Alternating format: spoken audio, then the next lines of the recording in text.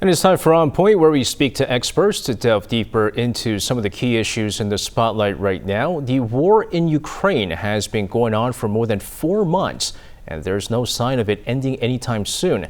Now, with G7 nations and NATO member countries vowing to continue support for Ukraine, what role will South Korea have?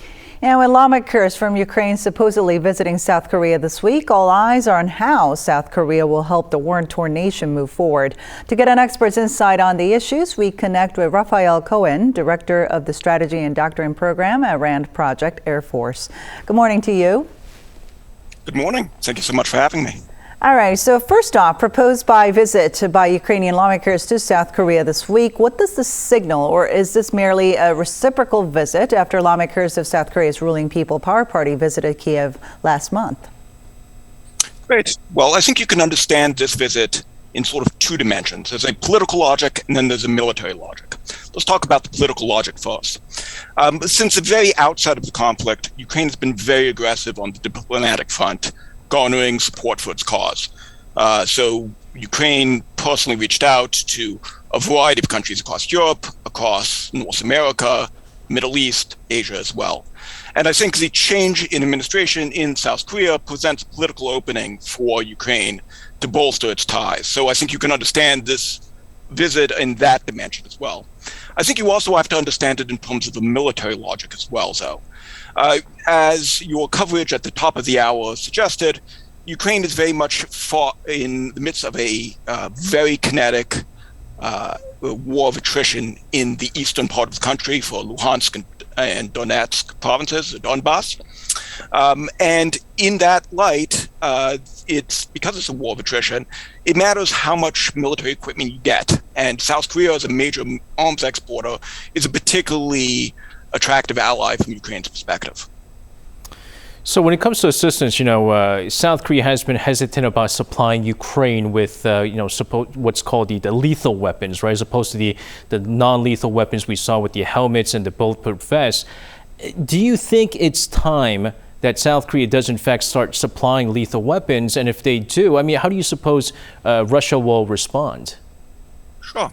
So I'm not going to answer what South Korea should do. I'll say from an American perspective, if South Korea does supply lethal munitions to Ukraine, it would be a welcome move, and in two respects. First off, as you're showing actually on television now, South Korea is a major arms exporter, particularly of artillery. So the K9, for instance, is which is a self-propelled artillery piece, one of the most sold weapons pieces across the world. It's also a producer of ammunition, both of which are in short supply for the fight in Ukraine. So in terms of sort of shifting the dynamics on the battlefield, South Korean military equipment would be quite useful. And then from a political dimension, I think as the Australian Prime Minister said in your clip earlier in the hour, the stronger the international order, and I mean the liberal democracies in the international order, present a cohesive front and push back collectively, I think we'll be stronger off for it.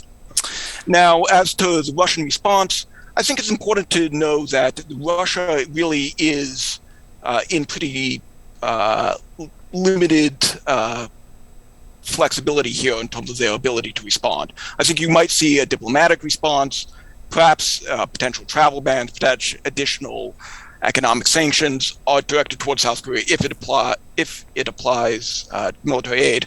But there's a limit to what Russia can do. In fact, it's just preoccupied with the fight in Ukraine, and that really limits its freedom of movement elsewhere in the world.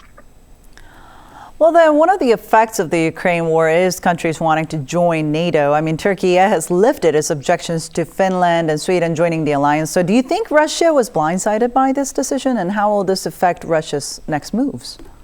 Sure. So I think Putin, much like most Western military observers, on February 23rd, the day before this kicks off, didn't believe that his actions in Ukraine would cause Finland and Sweden to join NATO. In fact, I don't think he thought he would be fighting a intense war in the Donbass 4 months later.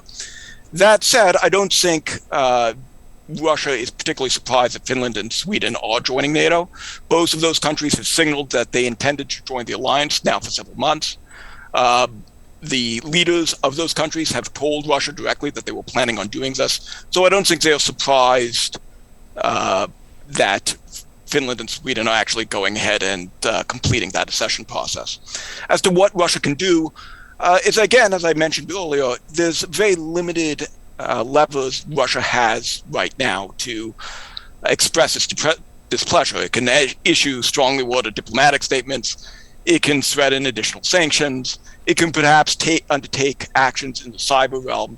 But again, Russia right now is primarily focused on Ukraine, so there's not a whole lot they can do on the military side in order to change Finland or Sweden's ultimate accession.